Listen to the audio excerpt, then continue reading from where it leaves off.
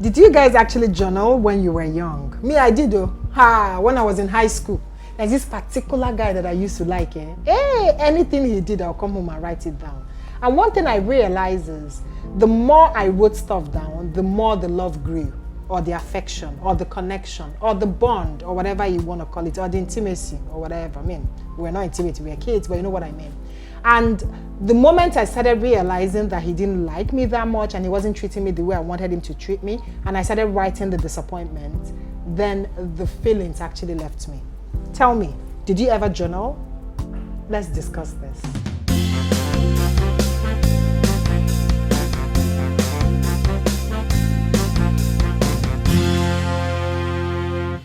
So today we are talking about journaling, but with a twist, right?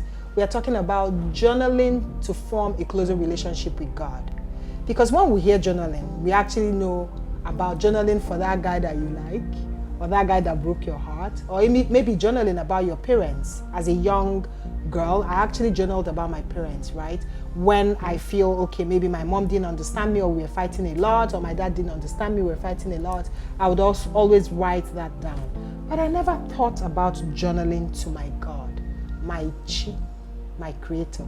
I never did that. And then this is me going around the streets of Instagram, and I, stumble upon this lovely girl's page. Or I think she follows me. I can't remember. And she wrote me, and I went to her page. I'm like, what? She's your journal sister. And today I'm introducing Deborah. Hi. Thank you so much for having me. I am so elated to have you here, honestly speaking. I hope I don't exhaust all of my excitement here. No, I don't think you're always excited. We did Insta Live and my followers actually love you. Thank you so much for coming. Thank you. I'm excited that we have the chance to, have this conversation longer, because there were things we didn't touch, during the Instagram. And then the internet actually messed us up as well. But then we're doing this here. Exactly, we are. Nice to meet you. Nice to meet your audience. Okay, so tell me, how did you actually think outside the box? And when I say outside the box, how did you think about journaling to form a closer relationship with God? Walk us through that. Okay, so it wasn't even a thing of thinking outside the box here, because there was no box. I was not the typical mushy person that if someone likes me, I will write about it, You were not like me. Please don't like me. Though they used to send all those letters, and I'm like, please, hot cake. But then how did I even start journaling? For me, it was from a place of, I won't call it heartbreak. I think I'll call it betrayal. So at the time, I had an issue with my best friend. And then at that same time too, I had issues with vulnerability. So I was the last person to talk about anything I was going through. But then I had this one person in the world that knew everything. Do you get? So I had issues with this person, and there was nobody to talk to again. It was like my world was coming to an end.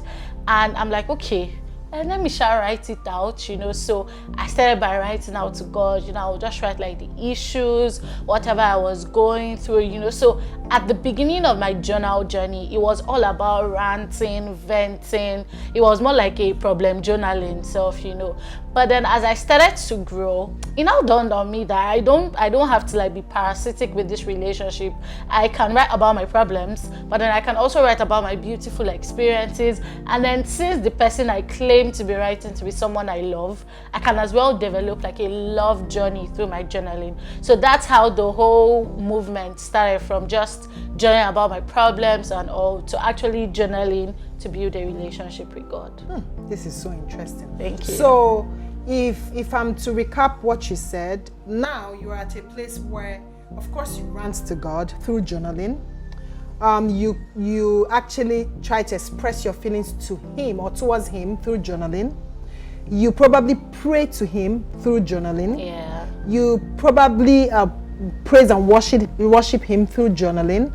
And what else again do you do through journaling? So quite a lot, to be honest. I movie journal, so I can be watching a movie and then I'm literally writing about the movie. So I'm rescripting the movie in my own words, I can be listening to a song and then I'm breaking the song down with it, I can have like an experience. So there's something I used to call God sightings, where I see God in something. So it might even be as, I remember one time, I'm not the typical give someone on the road something, because sometimes I feel we've given them too much power in this part of the world where someone is just entitled, But then there are times where I feel God laying it in my heart to give someone something, and I give someone, I give that person, and then something beautiful happens after it. I'm like, oh God, I see what you do there, So I also write my God titles. I do a lot of things, both my planning too, I run a business, and then running a business is plenty things in one, So it also helps with my planning. It helps with incorporating God into what I do. So I do virtually everything. So do you review journal? So are you going to review this? Yes, now through journaling? No, really. And then I even read through my journal, and I see, oh wow, I was this stupid then. Like, this is what I was struggling with then, but then now it's like something easy, and then it helps me measure my growth. This is like almost half of the year, and then there's the whole, by the time you go to Instagram, people are doing their recap, I did this, I did that, and then you might get all caught up in the fact that you're not progressing. But then by the time you take a look at your journal, and then you see, oh, this was something I struggled with in January, but then I'm excelling at it now, it just gives you something to hold on to, and then be grateful about. There's another thing I would want to ask you. You did mention earlier that you're not someone that loves to write, because one would think, okay, those that journal are those that love to write. I don't like to write, right? And you did mention something about audio journaling or voice journaling or something like that. Could you explain that? Okay, so most times when people hear journaling, they think, oh, it's for poets or people that are artistic or people who just love to, be creative. But then I'm really not that kind of person. For me, it started off with being a necessity. So I was explaining earlier, if you don't like vegetables and then you plan to start maybe like a fitness journey or just work on your diet, you're going to have to eat vegetables, not because they are the best thing in the world. Come on, there's room for ice cream and pizza. But when you come to understand the role that vegetable will play in your diet, it just sort of gives you like an alignment. So for me, it wasn't a case of, oh, I'm a writer, I'm a prolific writer, so let me just channel it into that. It was a case of, oh, I see what this is doing for me, so I'm going to invest more time into it. So I literally started with maybe 3 lines, It wasn't like, oh, now I can stay at a go and write 5 pages. But then when I started, I would write like 3 lines, and then I'll be content in that 3 lines. So I like to tell people, if you're not someone that enjoys writing, I feel one challenge we have is we like rules. Oh, you have to write 10 pages. If not, you're not qualified to journal. Or you have to write 15 pages, or you have to write 3 pages. You can write as much as 4 lines. The whole idea is to be able to properly document these things. Now, I mentioned you can audio journal, you can video journal.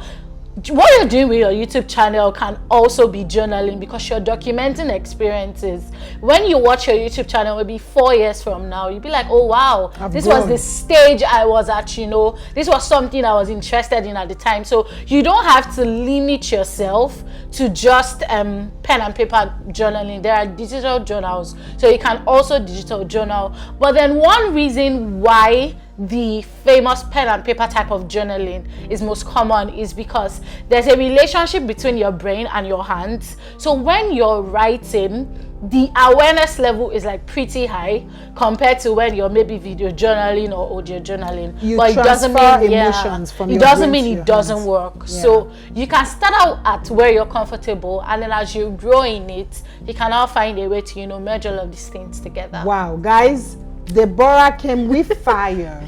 I think I'm going to go back to journaling. This is something, like I said earlier, I did it when I was young. I did it for a boy. Of course, I did it for my parents as well, especially my dad. I had this weird relationship with my dad. We are best friends, but we are cat and mouse, yeah? So I used to journal a lot about him. But I think I will actually take it another step further and journal to my God, to my chi. Now I have some questions for you, Deborah. Oh, nice. Let me bring them from where I hid them. Bring them on. Before we wrap up, I would want to I need you to just answer these questions in 2 minutes each. Okay. Okay? Let's try. So let's start with this one, with the yellow card. Do you think you can replace therapy with journaling? No, I don't think you can, but you can merge it. So I think I would like to lay this beautiful foundation. Most times when you hear oh, journaling to God, the first thing you might be thinking of is starting with Alpha and Omega, beginning and the end, L, all of the L's, you know. But then it doesn't have to be that way. We've moved from God being God to God being our friend. So you see how easy it is for us to bond, to have a conversation. That's how easy it is for you to actually journal to God. So you don't have to start with Omeka Naya and all of those things, you know. And then you don't even have to write scriptures when you're journaling. Not like you can't, but it doesn't have There's to no be. formula. Yes, it's not. No It doesn't have to be religious, you know. So no, journaling would not and shouldn't replace therapy. No, it shouldn't. Beautiful. Shouldn't. So second question, I like this. What is the most embarrassing thing you have ever journaled about? The most embarrassing thing. Okay, I'm very real here. Okay. I'm trying to arrange it. So, so the thing is, plenty things. I'm trying to find like the most. So I had a time here when I was in this situationship with someone, and then I thought it was meaningful because it was more than butterflies. These butterflies have become adults, you know, and then I thought it was a bit reasonable. But then at the time I was also young, I was trying to process the whole thing. I didn't want to like this person, but I didn't want to throw the feelings away, you know. So I go ahead to like tell another of my friend, and then that one Amebo goes to tell the person. So because of that, we stopped talking. It was really terrible, and then I had to like journal about it because I was embarrassed. It was like I disgraced myself. A whole me that is hot cake that they are chasing left and right is who is now falling for a guy, and then they now go to tell the guy, you know. Deborah, so I think you are too much. Zukwani, Zukwani. How can I? So I think that's like my most embarrassing moment. Okay, so let's take another one. Which one would I go with now? Okay. How will you feel if someone reads your journal? So to be honest, I get these questions a lot, this particular question a lot, and I don't care. It's quite weird, but then I used to tell people, and I think it's something I might do. I might publish some of my journals.